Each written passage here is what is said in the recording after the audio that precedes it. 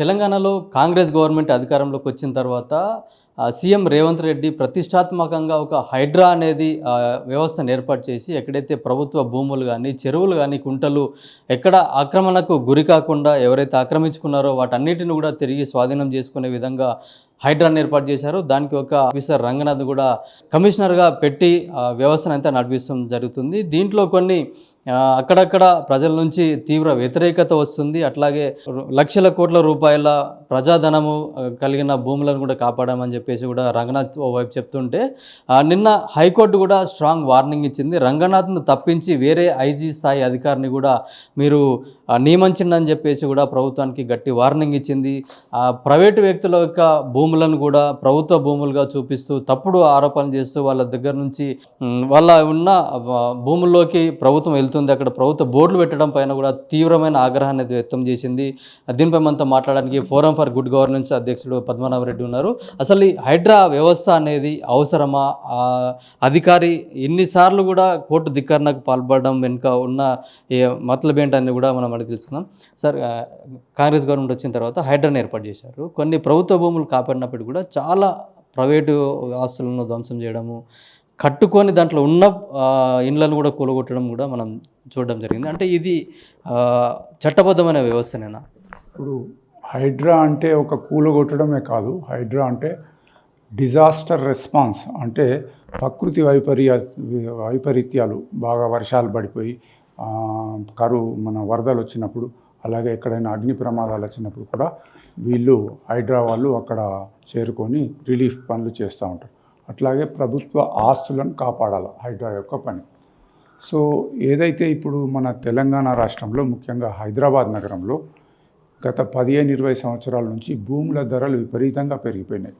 అట్లాగే నిజాం ప్రభుత్వంలో రికార్డ్స్ సరిగా లేవు భూములై, ఆ ఉర్దూలో పార్సీలో ఏదో ఉన్నాయి. దీన్ని అడ్వాంటేజ్గా తీసుకొని చాలామంది రికార్డ్స్ని మ్యానిపులేట్ చేసి ప్రభుత్వ భూములను తమ పేర చేసుకున్నారు. ఇవాళ హైదరాబాద్లో మ్యాక్సిమం ఒక ఎకరానికి 250 కోట్ల వరకు కూడా ధర పలుకుతున్నదని చెప్తా ఉన్నారు. సో ఎప్పుడైతే భూముల ధరలు బాగా పెరిగిపోయినాయో ఈ యొక్క ఆక్రమణలు మొదలైనాయి. ఇంకొకటి ఏంటంటే, హైదరాబాద్ నగరం లోపల మున్పటి నుంచి, అంటే సుమారు 200-300 సంవత్సరాల నుంచి గొలుసు కట్టు చెరువులను ఉండేది. ఇది కాకతీయులు మొదలుపెట్టింది. దాంతో ఏమవుతుందంటే, వర్షపు నీరు ఎంత వర్షం పడ్డా ఒక చెరువులోకి అది నిండితే ఇంకో చెరువు, తర్వాత ఇంకో చెరువు, ఈ విధంగా ఉండటం వల్ల ఆ నీరు అన్నది రోడ్ల మీదకి రావడము, లేదా పంట పొలాలకు పోకుండా ఎక్కడికక్కడ చెరువులలో నీళ్ళు ఆగుతాయి అన్నమాట. దాంతో గ్రౌండ్ వాటర్ కూడా డెవలప్ అవుతుంది. అయితే ఈ రికార్డ్ సరిగా లేకపోవడం, రాజకీయ నాయకులు పార్టీలకు అతీతంగా, నేను ఈ పార్టీ ఆ పార్టీ అనలేదు, ఏ పార్టీ వాళ్ళైనా రాజకీయ నాయకులకు ఈ ప్రభుత్వ భూముల మీద కన్నుబడుతుంది ఆక్రమించుకోవడానికి. వారన్నా డైరెక్ట్ ఆక్రమించుకుంటారు, లేదా వాళ్ళ పార్టీ వాళ్ళు లేదా వాళ్ళకు సంబంధించిన వర్కర్స్ ఎక్కువగా చేసేది, లేదా కొన్ని సందర్భాల్లో పెద్ద పెద్ద బిల్డర్స్ రాజకీయ నాయకుల అండదండతో ఈ భూములను ఆక్రమించుకుంటారు. ఈ మాదిరిగా సుమారు 2000 వరకు చెరువులు ఉన్న హైదరాబాద్లో 100 కూడా లేవని రిపోర్ట్ ఇస్తున్నారు. మరి ఏమైనాయంటే అవి రాత్రికి రాత్రి మట్టి దాంట్లో చెరగొట్టడము, ఆక్రమించుకోవడము, రాంగ్ రికార్డ్ సృష్టించడము, పట్టాలు చేసుకొని ఆ బహుళ అంతస్తుల బిల్డింగ్లు కట్టడం, ఇలా జరుగుతూ ఉంది. ఎప్పుడైతే ఈ ప్రభుత్వం ఈ హైడ్రాని తెచ్చిందో చాలామంది సంతోషించినారు, చాలా బాగుంది స్కీమ్ అన్నారు. అలాగే హైడ్రా కూడా ఈ రంగనాథ్ గారు IPS officer, senior IPS officer, మచ్చలేని వ్యక్తి, ఎక్కడైనా మీద కరప్షన్ ఛార్జెస్ అటువంటివి ఏమి లేవు. సో ఆయన కార్యక్రమం మొదలుపెట్టినప్పుడు కొత్తలో కొద్దిగంత ఓవర్ ఎంతూజియాజంతో కొన్ని తప్పులు జరిగినాయి. ఏంటంటే, ఒక చెరువులు ఆక్రమించినప్పుడు దాంట్లో పేదవాళ్ళు ఉన్నా కానీ వాళ్ళ ఇల్లు కూలబెట్టడం జరిగింది. తర్వాత మేము కూడా ఫోరం ఫర్ గుడ్ గవర్నెన్స్ నుంచి ప్రభుత్వానికి రిప్రజెంట్ చేసినాం. చెరువులు ఆక్రమించిన వాళ్ళు పేదవాళ్ళైనా ధనికులైనా వాళ్ళని అక్కడి నుంచి తీసేయండి, కానీ పేదవాళ్ళకు ఆల్టర్నేట్ హౌస్ చూపించి, అంటే అది 2 బెడ్రూమ్ ఫ్లాటో లేక ఇందిరమ్మ హౌజెసో అవి చూపించి వాళ్ళని అక్కడికి వెళ్ళిపోమంటే బాగుంటుంది. ఇక ధనవంతులకు మాత్రం నో మెర్సీ, చక్కగా తీసి పడేయడం. అంతే. ఇంకోటి ఏంటంటే, సుప్రీంకోర్టు కొన్ని సందర్భాల్లో చెప్పింది, చెరువులను ఆక్రమించిన వాళ్ళు ఉంటే ఎటువంటి నోటీస్ లేకుండా కూలగొట్టేయచ్చు అని. సో ఇటువంటివన్నీ తీసుకొని మొదట్లో కొంచెం అంతా తడబడ్డా కానీ తర్వాత ఆయన హైడ్రా కమిషనర్ గారు క్లియర్గా చెప్పినారు, మేము పేదవాళ్ళ ఇండ్ల జోలికి వెళ్ళము, అలాగే అందులో నివాసం ఉంటున్నట్టయితే వ్యక్తులు వాళ్ళని కూడా టచ్ చేయము, ఎక్కడైతే ఇల్లీగల్గా ఈ బడా బాబులు ఈ కాంట్రాక్టర్స్ ఏదైతే ఆక్రమించినారో వాళ్ళే మేము ఇచ్చేస్తామని చెప్పడం జరిగింది. అయితే కొన్ని సందర్భాలు ఏంటంటే మీరు ఎటువంటి ఆధారాలు లేకుండా పోయి ప్రైవేట్ వాళ్ళకి కూడా ఇండ్లు కూలగొడుతున్నారు, అక్కడ బోర్డులు పెడుతున్నారు అని హైకోర్టులో వాద్యాలు వచ్చినాయి. ఇక్కడ ప్రొసీజర్ వాళ్ళు ఏం ఫాలో అవుతున్నారంటే రెవెన్యూ అధికారులు, తర్వాత మైనర్ ఇరిగేషన్ డిపార్ట్మెంటు, అట్లాగే పోలీసు, జిహెచ్ఎంసి వీళ్ళందరూ కూర్చొని ఆ యొక్క భూమి అది ప్రభుత్వందా లేక పట్టేదారులదా, ప్రభుత్వందా అయినట్టయితే చర్యలు తీసుకుంటున్నారు. ఇప్పుడు ఇవాళ హైడ్రా అన్నదాన్ని చేసిన కార్యక్రమాలు చూసి వరంగల్లో కొద్దిపాటి చినుకులకే హైదరాబాద్ తిరిగి సగం వరంగల్ మునిగిపోతుంది. సో వాళ్ళు కూడా అడుగుతున్నారు, మాకు కూడా హైడ్రా అటువంటిది ఒక సంస్థ పెట్టండి, చాలా నాలాలల్లా చెరువులన్నీ కబ్జాలు చేసినారు అని చెప్పి. అట్లాగే ఖమ్మం వాళ్ళు అడుగుతున్నారు, నిజామాబాద్ వాళ్ళు అడుగుతున్నారు. అంటే హైడ్రా యొక్క పనిని ప్రజలు ఒప్పుకుంటున్నారు, తర్వాత బాగుందని చెప్తా ఉన్నారు. కాకపోతే అక్కడక్కడ తప్పులు జరిగి ఉండొచ్చు. నేను మొత్తం వాళ్ళు చేసేదంతా కరెక్ట్ అనటం లేదు. కొంచెం అంతా అతి ఉత్సాహంతో కొన్ని ప్రైవేట్ భూములలో కూడా చేసి ఉండొచ్చు. కానీ రంగనాథ్ గారు ఆయన యొక్క స్టేట్మెంట్, అట్లాగే ముఖ్యమంత్రి గారి యొక్క స్టేట్మెంట్ ఏంటంటే ఆయన మీద 63 కాంటెంప్ట్ కేసులు ఉన్నాయి. దాంట్లో చాలా భాగము ఈ ల్యాండ్ కబ్జా చేసిన వాళ్ళు బడాబాబులు ఏదో వంకబెట్టి కోర్టులో కేసేయడం, తర్వాత కొన్ని దినాలకు కంటెంప్ట్ ఆఫ్ కోర్ట్ అని తీసుకురావడం ఇలా జరిగింది. సో ఇప్పుడు ఏదైతే హైకోర్టు 1 month నుంచి కొంచెము అతి ఉత్సాహం చూపించినట్టుగా అనిపిస్తుంది. అంటే నా ఉద్దేశం కోర్టులను క్రిటిసైజ్ చేయడం కాదు, నాకు చాలా గౌరవం ఉంది కోర్టులు అంటే. వాళ్ళు చెప్పింది ఏంటంటే మేము ఆర్డర్ ఇచ్చింది ఇంప్లిమెంట్ చేయకుంటే మిలిటరీకి అప్పగిస్తామని, రంగనాథ్ను అరెస్ట్ చేయాలని ఇట్లా మాట్లాడడం. అంటే సుప్రీంకోర్టు చాలా సందర్భాల్లో చెప్పింది అనవసరంగా అధికారులను కోర్టుకు పిలిచి అక్కడ వాళ్ళను అవమానపరిచినట్టుగా ఉండకూడదని చెప్పి. అయినా కానీ చాలాసార్లు ఆయన ఇది చేసినాడు. మొన్న ఆయన క్షమాపణలు చెప్పినాడు, నేను ఇది ఏదైతే కొన్ని ఇంప్లిమెంట్ చేయలేదు అని చెప్పి. సో ఆయనను అట్లా నడిపిస్తే బాగుండేది. కానీ కొందరు బడాబాబులు, కొందరు ల్యాండ్ గ్రాబర్స్ ఏదో రికార్డ్స్ అని ట్యాంపర్ చేసేసి ఇది మా భూమి అని చెప్పడము. మొన్నటికి మొన్న కేసు ఏదైతే హైకోర్టులో వచ్చిందో దాంట్లో గవర్నమెంట్ ప్లీడర్ చెప్తా ఉన్నాడు, అడ్వకేట్ జనరల్ చెప్తా ఉన్నాడు, వాళ్ళు ఏదైతే సర్వే నెంబర్ 1, 2 అని సమ్ లోతుకుంటా అనుకుంటాను, అక్కడ వాళ్ళు చూయించేది వేరే ఉంది, అక్కడ జరిగేది వేరే ఉంది అని చెప్పినా కానీ వినలేదు. టక్కన ఇటువంటి అధికారి ఉండకూడదు అది ఇది అని చెప్పేసి షిఫ్ట్ చేయమన్నారు. అంటే ఇక్కడ ఒకటి ఏంటంటే డివిజన్ ఆఫ్ పవర్స్ ఉంటాయి. జ్యుడిషియరీ యొక్క అధికారాలు వేరే ఉంటాయి, ఎగ్జిక్యూటివ్ అధికారాలు వేరే ఉంటాయి. ఎగ్జిక్యూటివ్ అంటే హెడ్ సీఎం, వారు ఏ అధికారి ఎక్కడ పెట్టాలన్నది వారు నిర్ణయిస్తారు. సో ఇక్కడ రంగనాథ్ గారిని తీసేసేసి ఇంకొక ఐజీ ర్యాంక్ ఐపీఎస్ ఆఫీసర్ను పోస్ట్ చేయాలని అంటే అది కొంచెం సమంజసంగా ఉన్నట్టుగా లేదు. కోర్టులకు అధికారం ఉందా సార్? ఈ అధికారిని తీసేయండి, తొలగించండి, వేరే అధికారిని పెట్టండి అని చెప్పి అధికారం కోర్టులకు ఉందా? లేదు, కోర్టులకు. కాకపోతే శిక్షించే అధికారం ఉంది కానీ ట్రాన్స్ఫర్ చేసే అధికారం లేదు. సో ఇంకోటి ఏంటంటే దీంట్లోపల ఏదైతే జరుగుతూ ఉన్నదో ఇది ఒక రాజకీయం అయిపోయింది. దురదృష్టవశాత్తు రాజకీయం అయిపోయి రకరకాలుగా ఒక రాజకీయ పార్టీ మంచిగా జరిగింది, పేదల యొక్క కన్నీళ్ళు ఇది చేసినారు, పీడపోయిందని, ఇంకా కొందరు ఏదో రకరకాలుగా చెప్తున్నారు. నేను అనేది ఏంటంటే దీన్ని రాజకీయం చేయకండి. ఇటువంటి యొక్క సంస్థ ఇంకా బలోపేతం కావాలా. ప్రభుత్వ భూములు కబ్జా చేసినవన్నీ కూడా ప్రభుత్వంకు రావాలా. వాళ్ళ రిపోర్ట్ ప్రకారమే ఇప్పటి వరకు 1,50,000 కోట్ల విలువైన భూమి తీసుకుంటున్నారంటున్నారు. ఏ ఏజెన్సీ అట్లా చేయలేదు. మరి ఇప్పుడు 2 years లోపల వాళ్ళు ఇంత చేసినారంటే కంటిన్యూ చేయాలి. కొన్ని తప్పులు ఉండొచ్చు. సుప్రీంకోర్టు చాలా సందర్భాల్లో చెప్పింది ఈ బిల్డింగ్స్ కన్స్ట్రక్షన్ దీంట్లోపల ఏదైనా మున్సిపాలిటీ వాళ్ళు నోటీసులు ఇస్తే కోర్టులు సాధ్యమైనంత వరకు స్టే ఇవ్వద్దని. ఇప్పుడు ఏమవుతుంది, ఇప్పుడు ఈ హైడ్రా కాకుండా జిహెచ్ఎంసి వాళ్ళు బిల్డింగ్ పర్మిషన్ ఇచ్చిన తర్వాత 1+1కే ఇచ్చినారు అనుకుందాం. ఆ వ్యక్తి 1+1 పర్మిషన్ తీసుకొని 1+4, 1+5 కూడా కడుతున్నారు. మున్సిపాలిటీ వాళ్ళు ఏదైనా ఒక నోటీస్ ఇస్తే కోర్టుకు పోయి స్టే తెచ్చుకుంటున్నారు. ఆ స్టే వెకేట్ కాదు, ఆయన చక్కగా 5 అంతస్తులు కట్టుకుంటాడు, మంచిగా అనుభవిస్తాడు. ఇట్లా చాలా కేసులు ఉన్నాయి.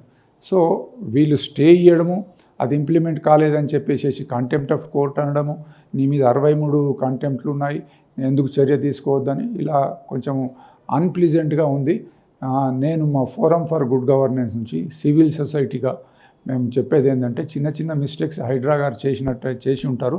బట్ వాళ్ళు చేసిన పని ఇన్ని కుంటలు ఇన్ని ప్రభుత్వ భూములను వాళ్ళు వెకేట్ చేయించినారు, ప్రభుత్వానికి ఎంతో లాభం చేకూరింది కాబట్టి వాళ్ళను కంటిన్యూ చేయాల్సిందే. Another thing is disaster response అన్నారు. అంటే ఏదైనా ప్రకృతి వైపరీత్యాలు వచ్చినప్పుడు హైడ్రా అక్కడ ఉండాలి. ఒక 1 month బ్యాక్ అనుకుంటా ఒకటేసారి క్లౌడ్ బ్రస్ట్ తిరిగి హైదరాబాద్ నగరంలో వర్షాలు పడ్డాయి. మధ్యరాత్రి హైడ్రా టీమ్ ఇంక్లూడింగ్ రంగనాథ్ వాళ్ళు అక్కడ ఉండి సాయం చేయడం జరిగింది. అట్లాగే ఎక్కడైనా ఫైర్ యాక్సిడెంట్స్ అయితే హైడ్రా టీం అక్కడికి వెళ్తుంది. సో అదొకటే కూల్చేయడం అన్నది ఒకటే కాదు హైడ్రా పని డిజాస్టర్ రెస్పాన్స్, అంటే ప్రకృతి వైపరీత్యాలు ఏమైనా జరిగినప్పుడు వాళ్ళు పోలీస్ బలగానికి సహాయం చేయడానికి అక్కడ ఉంటారు.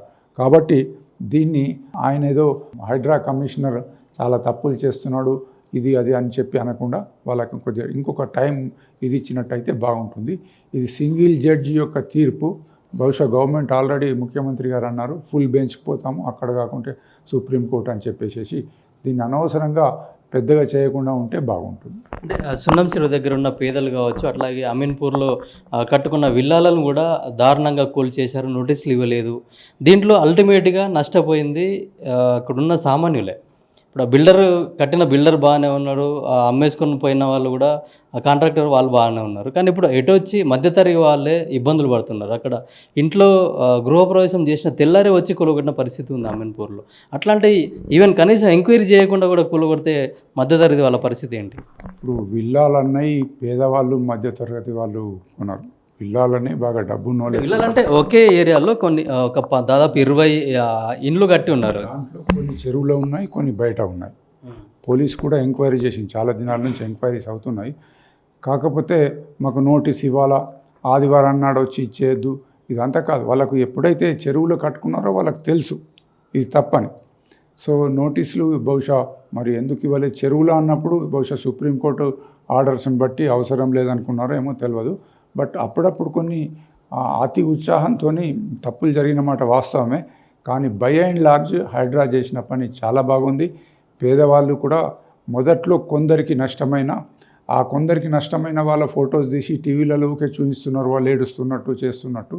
ప్రభుత్వము అట్లా నష్టపోయిన వాళ్ళకు ఇందిరమ్మ ఇండ్లో ఏదో కాంపెన్సేషన్ చేయాలా. తర్వాత ఒక సందర్భంలో జూబ్లీ హిల్స్లో ఒక లీడరు పార్కును ఆక్రమించినాడు. ఈ హైడ్రా నోటీసులు ఇస్తుందని ఆయన ఆక్రమించింది కొద్దిగా ఏరియా అయితే దాని ముందలో కొందరి పేదవాళ్ళై గుడిసెలు వేయించినాడు. హైడ్రా అక్కడికి పోతే పేదవాళ్ళు ముందున్నారు.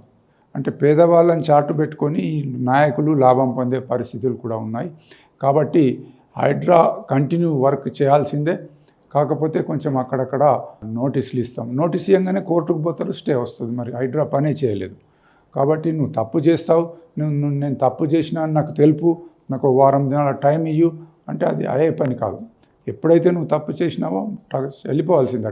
ఎస్పెషల్లీ ట్యాంకులలో చెరువులు చాలా డ్యామేజ్ అవుతున్నాయి. హైడ్రా వాళ్ళు చెరువులను ఏదైతే రికవర్ చేసినారో చక్కగా కొన్ని చెరువులను బ్యూటిఫుల్గా చేసినారు. ఐ థింక్ బతుకమ్మ కుంట అటువంటి కొన్ని చేసినారు. వాళ్ళని చేయనియండి. ఎక్కడ చిన్న చిన్న తప్పులను పెద్ద మ్యాగ్నిఫై చేయడము, వాళ్ళు చేసిన మంచి పని గురించి మాట్లాడకపోవడం అనేది కరెక్ట్ కాదు. ఇప్పుడు ఇదే విషయానికి వస్తే ఫాతిమా కాలేజ్ విషయంలో కూడా అది శాటిలైట్ ఇమేజెస్ కానీ ఇరిగేషన్ వాళ్ళ దగ్గర ఉన్న దాంట్లో ఇది ఖచ్చితంగా చెరువులోనే కట్టిరని కూడా మ్యాపులు చూపిస్తున్నాయి. అయినా కూడా దాని మీద చర్యలు తీసుకోవడానికి వెనుకడుగు వేస్తున్నారు. దీనిపైన చాలా విమర్శలు కూడా వస్తున్నాయి. ఫాతిమా కాలేజ్ అన్నది తప్పకుండా చెరువులోనే ఉన్నది, అది అందరికీ తెలిసిన విషయం. అయితే లాస్ట్ టైం హైడ్రా అక్కడికి వెళ్ళి నోటీసులు ఇచ్చినప్పుడు టైం ఇవ్వమన్నారు. దాంట్లో సుమారుగా ఐ థింక్ 20-30 వేల మంది పూర్ పీపుల్ చదువుకుంటున్నారు. ఆ కాలేజీని డిస్మాంటిల్ చేస్తే వేరే దిక్కు ఎటు పోవాల్సి వస్తుందో తెలియదు. అట్లా అని చెప్పి స్కూల్స్ చెరువులో కడితే మేమేమనమనేది కాదు.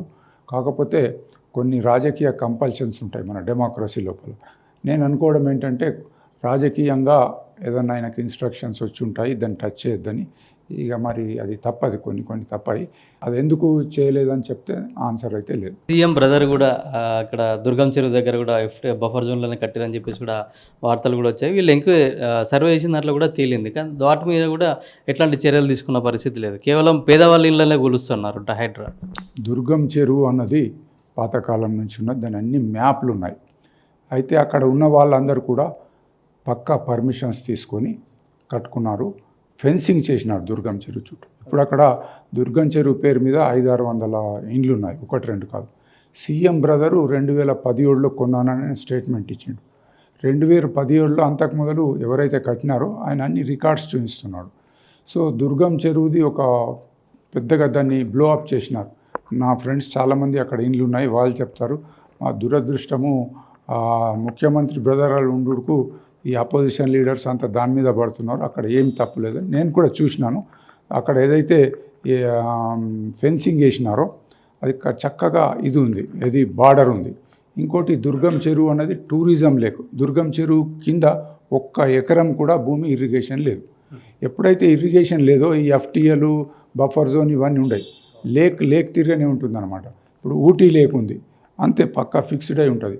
సో ఆ దుర్గం చెరువుది అనవసరంగా పబ్లిసిటీ చేస్తున్నారే కానీ దుర్గం చెరువులో 1 ఇంచ్ కూడా చెరువు లోపల ఇల్లు కట్టినవి లేవు అక్కడ. హైడ్రా చేస్తున్నది మంచి పనులే, కానీ వాళ్ళు అచ్చుతూచి వ్యవహరించాలి. ఎక్కడైతే ఆ పేదలు ఉన్నారో వాళ్ళని దృష్టిలో ఉంచుకొని ప్రభుత్వం కూడా ఎవరైతే వాళ్ళ నివాసాన్ని కోల్పోతున్నారో వాళ్ళకు కూడా కంపెన్సేషన్ కానీ ప్రభుత్వం నుంచి అందాల్సిన స్కీములు కూడా పేదలకు ఇవ్వాల్సిన అవసరం ఉందంటున్నారు. హైడ్రా కూడా దుందుడుగా వ్యవహరించకుండా ఆచితూచి వ్యవహరించి ప్రజల కోసం పనిచేయాలి. అట్లాగే డిజాస్టర్ మేనేజ్మెంట్ వచ్చినప్పుడు కూడా సమర్థంగా పనిచేస్తున్నారు.